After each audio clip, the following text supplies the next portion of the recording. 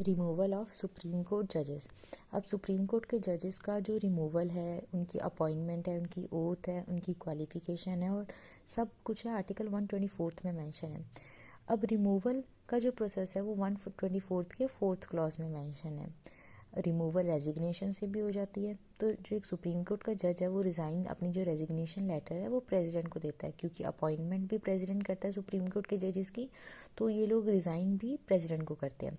अब जो रिमूवल का प्रोसेस है, वैसे 2 ग्राउंड्स है रिमूवल के, या प्रूवन मिसबिहेवियर है, इनकैपेसिटी है। अगर जज ने कुछ मिसबिहेव किया या वो अपनी ड्यूटीज़ अच्छे से नहीं डिलीवर कर पा रहा, तो उसके खिलाफ ये जो रिमूवल का प्रोसेस है वो स्टार्ट कर सकते हैं। अब जो रिमूवल का प्रोसेस है वो लोकसभा या राज्यसभा किसी भी घर में स्टार्ट कर सकते हैं।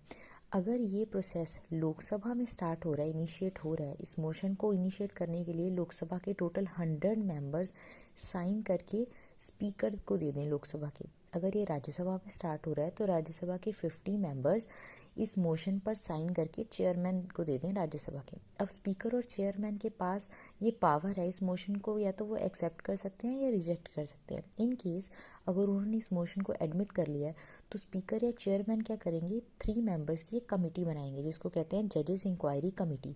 अब ये कमेटी जजेस इंक्वायरी एक्ट 1968 के अंडर बनी थी। अब इस कमेटी में 3 मेंबर्स होते हैं।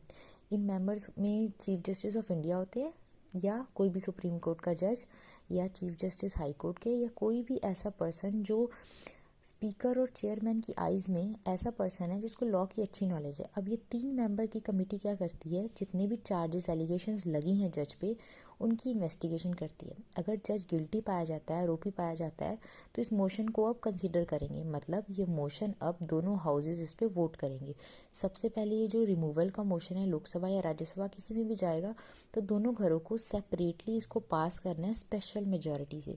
स्पेशल मेजॉरिटी मतलब 2/3 ऑफ प्रेजेंट वोटिंग, जितने भी मेंबर प्रेजेंट हैं उनके 2/3 मेंबर इसको पास करें, प्लस 50% ऑफ टोटल मेंबरशिप। अब लोकसभा और राज्यसभा जब इसको पास कर देंगे और यही मोशन प्रेसिडेंट के पास जाएगा, तो प्रेसिडेंट के पास कोई ज़्यादा पावर नहीं है इसको रिजेक्ट करने की।